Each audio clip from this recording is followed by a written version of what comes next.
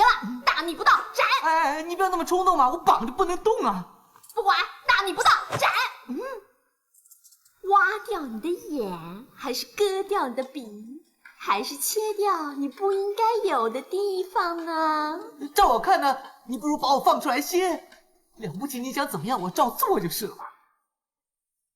试试看，扮一个最帅的样子来看看。不需要了，现在已经是了。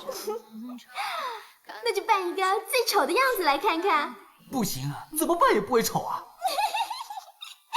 或许那扮一个最淫贱的样子来看看。那更不用，你照一下镜子就是了。我，哎，大胆！耶，是很好玩啊。好吧，放你出来。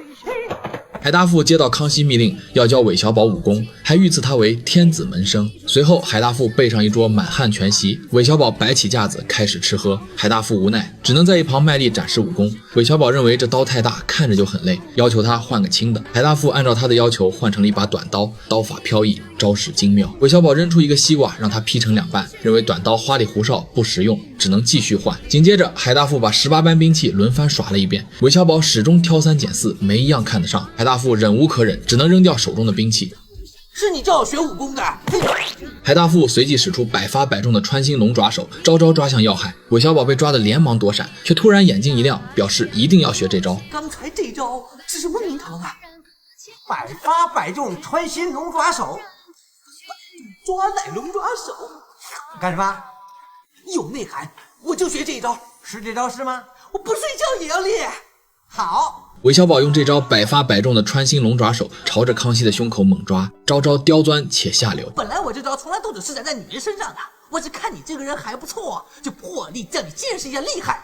康熙虽然武功底子扎实，但也架不住韦小宝专攻下3路的招式。一时间，康熙被打得连连后退，狼狈不堪。康熙又气又急，瞅准机会，一把将韦小宝死死按在地上，让他动弹不得。韦小宝还不想放弃，他趁机用出猴子偷桃，一把精准抓住了康熙的要害。康熙当场疼得浑身一僵，惨叫出声，瞬间失去所有力气，只能认输投降。韦小宝得意洋洋之时，却发现手上沾了一撮毛发，再结合一旁建宁公主的暗示，才反应过来，原来眼前的这位根本不是小太监，而是当今的皇上。就在韦小宝惊讶之时，鳌拜突然求见，皇上吩咐2人暂时躲起来。鳌拜带着大批臣子未经传达直闯御书房，他一身杀气，气焰滔天。他向皇上施压，要皇上下一道圣谕，立刻拘禁顾命大臣大学士索尼。康熙心里清楚，索尼是先皇钦点的辅政大臣，忠心耿耿。鳌拜无非是想铲除异己，独揽大权，可他年纪尚轻，皇权不稳，面对手握重兵、号称满洲第一勇士的鳌拜，只能强压怒火，小心周旋。可鳌拜根本不把小皇帝放在眼里，满朝文武全都吓得低头噤声。一时间，康熙孤立无援，被逼得几乎就要妥协。无凭无据，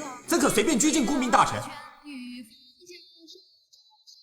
微臣的说话就是凭据，微臣手握天下兵马，麾下何止100万，微臣的口中军令重于泰山，手上军旗一挥，1000个人头落地。皇上难道认为微臣会说谎？就算皇上认为微臣在说谎，难道这满朝文武百官都在说谎？请皇上三思。躲在桌子下面的建宁公主发现了韦小宝没有净身的秘密，建宁公主弹得韦小宝不得已从桌子底下钻出来。大胆太监，躲在这是何居心？你猜猜？来人啊，立刻拖出去斩了！不能斩！眼看韦小宝就要人头落地，危机关头，康熙立刻开口护住他，并且说韦小宝是自己的心腹。心腹？为什么从来没听过？哎，这么大声跟皇上说话，是不是想死啊你？皇上吉祥，你看我过分！你叫什么名字？几岁？在哪工作？不要看，说！你们群站起来干什么？烧个地上去！是。你看什么看呢？说！哼！皇上，我不管这是什么人，我只是要你即刻下令拘禁索尼。哎，干什么？干什么？皇上自有分寸，用得着你在这唧唧歪歪？基本上索尼吃饭不付钱，还有调戏老太婆跟勾引你老婆，我们都知道的。你胡说！还没说完。其实我就是皇上身边的卧底。是啊，金牌卧底。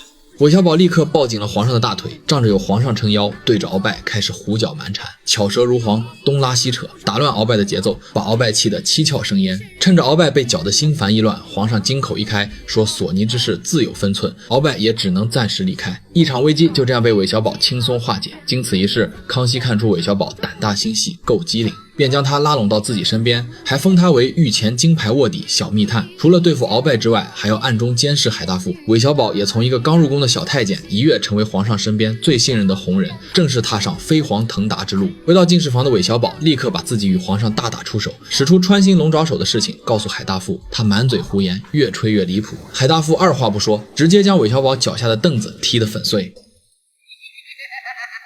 你以为你是第一个要掀翻桌椅的人吗？我早有准备了。你不知道我除了有化骨绵掌之外，还有化绳绵腿吗？